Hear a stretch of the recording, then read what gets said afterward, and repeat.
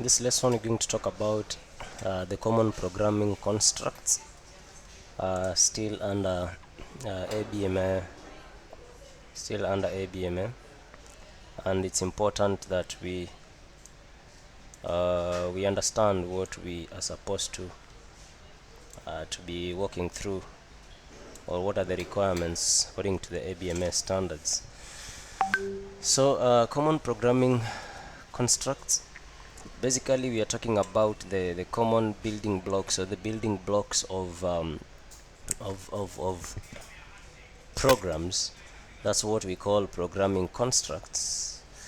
So they are basically forming the foundation or the basis of all programs. So these building blocks are not majorly talking about the C programming language, Java, Python, or any other language, but they are common. You will find them in C, you will find them in Java, you will find them in Python, you will find them in JavaScript. You are going to find them in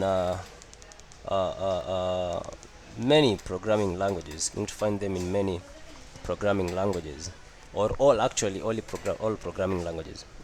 So programs, or whatever program that you write in any programming language, is actually built using some common building blocks. Now we call these building blocks, as I have said earlier, we call them the programming constructs. So there are three basic building blocks that we are going to consider, and the first one is the sequence. And when we talk about the sequence, we are talking about in which order are the instructions that we write being executed, or in which order are they being run, or in which order are they being processed. Number two, we are going to look at selection. Now selection is going to look at which path the program is going to take when it is running. Then the third construct is iteration. And when we talk about iteration, we are talking about some repeated of in terms of execution of maybe a piece of a code or a section of a code as the program is running. So again, in terms of iterations, we have two types of iterations. We have the definite iteration, that we also call it account controlled iteration. Then we have the indefinite iteration. The indefinite iteration is what we call condition controlled. So the count controlled iteration, as you will see, is a kind of control that we control it in terms of a count. So we declare maybe a variable, and we say as long as this value is this, maybe less than or equal to, something like that. Then for the condition, the repetition in terms of the execution will happen if a certain condition is met, and if that condition is not met, then we are going to exit the loop. So all the programs that we write will, at the end of the day, most definitely use either one or more of the constructs that you're going to look at. So if we're going to have longer and complex programs, the longer they are, the more complex they are, then the more constructs they are going to use. So the first construct that I'm going to talk about is the sequence. Okay, as we said, sequence is how the programs are actually executed, in what order. So in programming, we write statements, and those statements are executed one statement after the other. So when you talk about sequence, we are talking about the order in which the statements are being executed. The order in which the statements are being executed, that's what we call sequence. And for the purposes of demonstration, I'll open my dev plus here for the purposes of demonstration. We'll definitely understand what I'm talking about. So if we write a program, for instance, let me just write a short program here, something like this. Let me say hash include iostream let's say using namespaces std,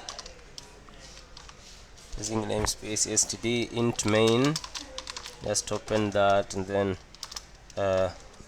we have that. So I want us to write a simple program that is going to print my name, then tell me good morning, something like that. So if I'm going to say console out, and I say okay, let's begin with greetings, good morning, good morning,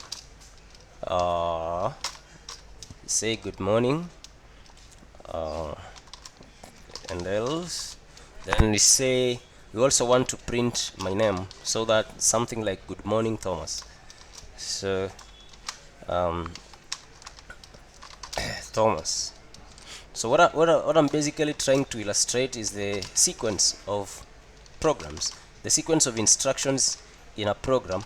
So you were saying that the instructions are executed line by line. The instructions are executed line by line. That is what I was really talking about. So if I run this,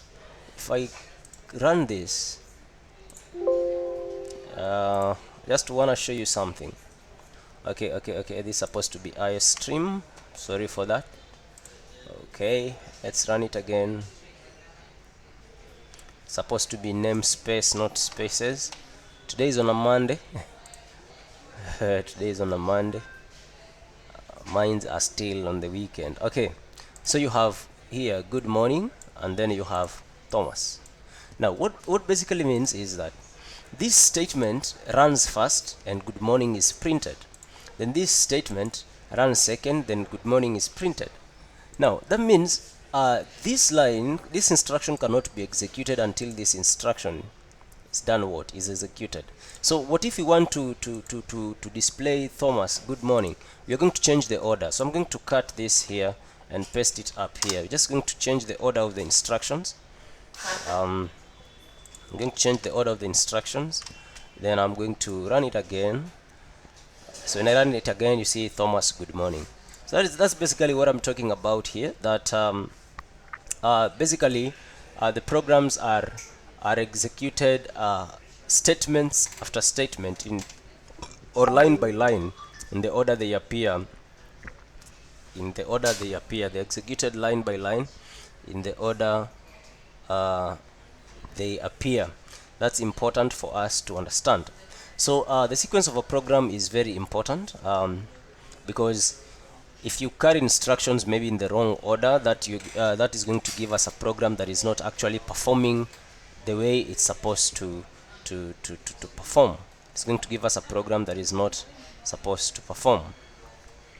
Okay, so if you have instructions in a program that are actually in the wrong order, then it is actually a simple mistake that you can make, but it is a most common mistake that you can make, and that is going to lead to some programming errors.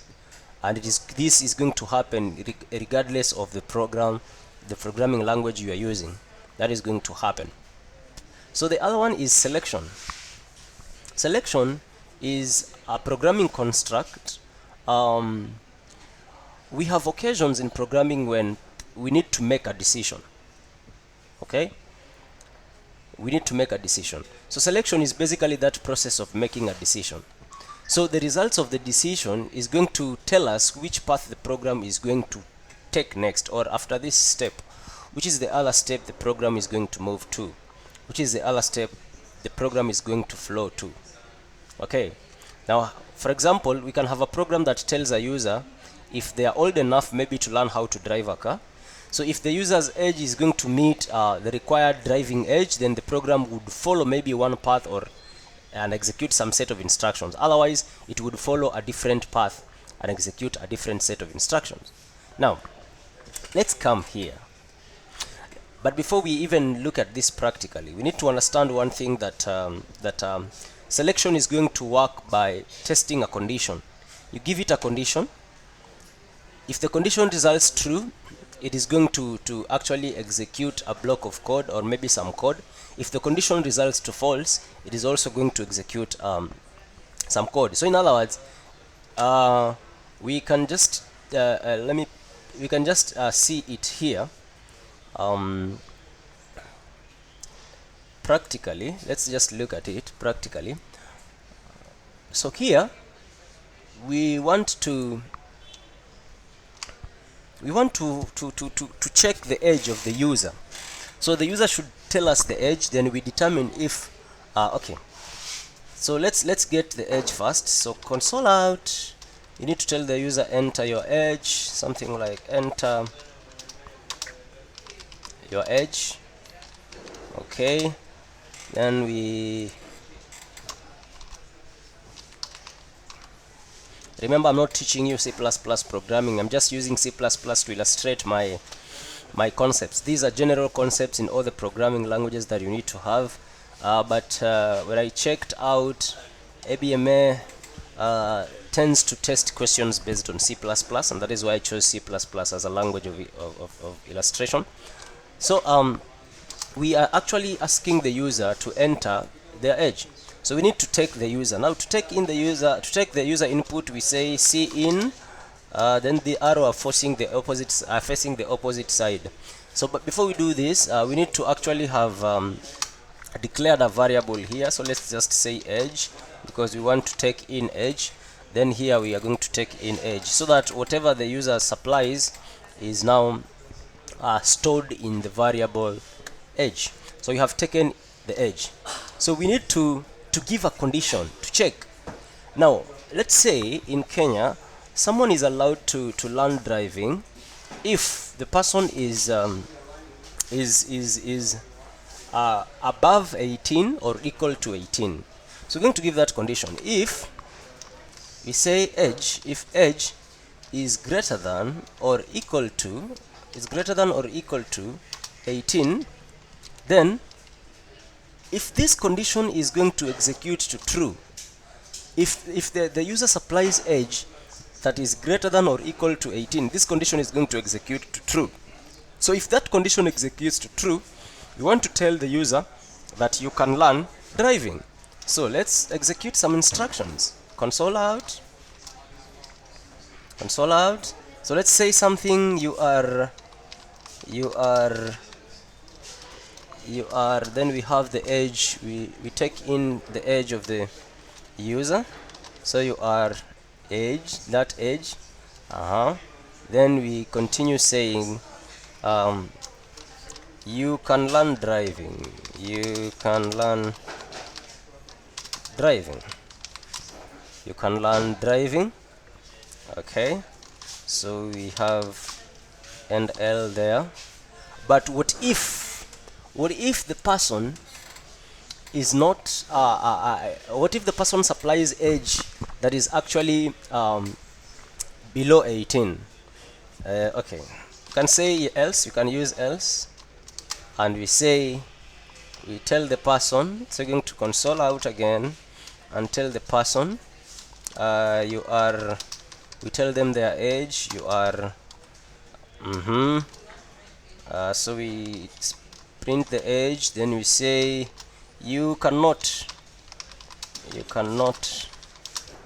learn driving. You cannot learn driving. As easy as that. So don't worry, I'm going to explain these pieces of code. Yes, and let's see. Let's save this before I even explain that. Let's run. Let's see. Enter your age. I'm giving it the age 34, and 34 is above 18, so I'm expecting to be told I can learn. And you see, you are 34, you can learn driving.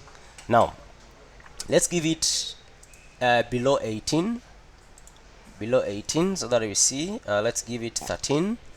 Hit enter. You are 13, you cannot learn driving. So what is the basic idea? The basic idea is, when we come to this path here, we are controlling the program. We want the program, we are helping the compiler to make a decision which code to run first. And that is exactly what we are talking about here, selection. Selection is the process of making decision which path to follow. Which path to follow. So when you look at our code here, there are a number of things that are so essential for us to note and realize that if we are giving a condition here for the program to decide which path to follow. So the program is going to follow the path based on what this condition executes to. So if this condition executes to true, the program will come to this block and run this block of code here. But if that condition executes to false, the program will actually skip this code. It will skip this block, this code block here, and come and run this code block. So basically, when we are talking of selection, we are talking about the process of making a decision which path to actually follow, which path to be followed by the program, and that is normally controlled by conditions. It is controlled by conditions. So we have what we call count controlled iteration. We said we have iteration, and then we said we have two types of iteration, condition controlled and count controlled. So we said iteration is the repetition of a piece of code when a certain condition is met, or when as long as a certain count is not yet met. So iteration is actually another programming construct, and it's important to know that there are times that we will want to repeat some steps, maybe until a number is reached or until a condition is met. Now this is the process we call iteration. So oftenly we refer to iteration as looping. Okay, the reason we call it looping is because the program is going to loop back, or is going to repeat, is going to go back to the initial statement of that particular code block. Okay, so when we iterate some sections of code, then we call that we call that loop. We call them loops. Okay, now why is iteration important? Iteration is going to enable programmers to actually simplify a program. So instead of us writing the same lines of code maybe again and again as we want them to run, we can just put a section of code and then we ask the program to the code to be executed repeatedly until we no longer want it to be actually repeated, until we don't want it to be repeated. So when we talk of count controlled iteration, we are talking about some repeatedly execution of a particular section of code until maybe a given number or a predefined number is reached. So we normally use iteration uses statements like for and also nest to determine the code that is actually repeated or repeatedly executed, and how many times maybe that code would actually run, how many code that would actually run. So the example code is here is a Python code. For count is equal to 1 to 6, print coding is cool, next count. So if you look at this code here, the first line of the program is going to determine how many times that program is going to repeat. So we are talking of count being equal to 1 to 6, or it's in between there. So it uses maybe a variable, and this variable here is the count. Okay, this one here is a variable. So we normally call this variable the condition variable, and the work of this variable is to make sure that it is always keeping track of how many times this code is going to be repeated. Okay, so normally we give that variable a starting value. In our case here we have given it the value 1. In some cases maybe you might give it 0. 1 is not always the case, 0 is not always the case. Yeah, you can give it any value. That is what we call it a starting value. Okay, so every time the code is repeated or iterated, the value of that particular count is going to be increased by 1. So at the end of that particular iteration, we are going to test and see if the value is actually matches. When it gets to a point where for count is equal to 1 to 10, maybe is resulting to false, then iteration is going to end there, and then the program is going to continue with whichever statements that are below that iteration. So it's very important to understand this. Okay, when you use iteration, we simplify a program, we have less errors, because the first thing I said is it is going to prevent us from writing the same lines of code the number of times you want it to repeat. Number two, the more you write, the more you type, it means the more errors you can make. So it helps us to have less errors, then it is actually making it more flexible for us. So we have few lines of code, we have few opportunities for us to make typing errors, then we have we can adjust the number of iterations by just changing maybe a value. So let's look at the count controlled iteration. In this case, the count controlled iteration, let's come to our editor here. So we are going to just use for, and I'm going for count is equal to 0. Let's start with 0, then count is less than or equal to 5. We need to increment count, so let's get count plus plus for incrementing. Yeah, that's okay. So count is equal to 0, count is less than or equal to 5, then count plus plus. Then let's run this code and check. Okay. Where's the issue again? Oh yeah, we need to indicate that it is an integer value. Okay, now as you can see the results here, it is printing count how many times? 1 2 3 4 5 6 times. So assuming that we did not use loops, it would mean that we actually write this code here a number of times. Let me show you. This one, we write this one 6 times. If we want to print that word 6 times, then we need to have it 6 times.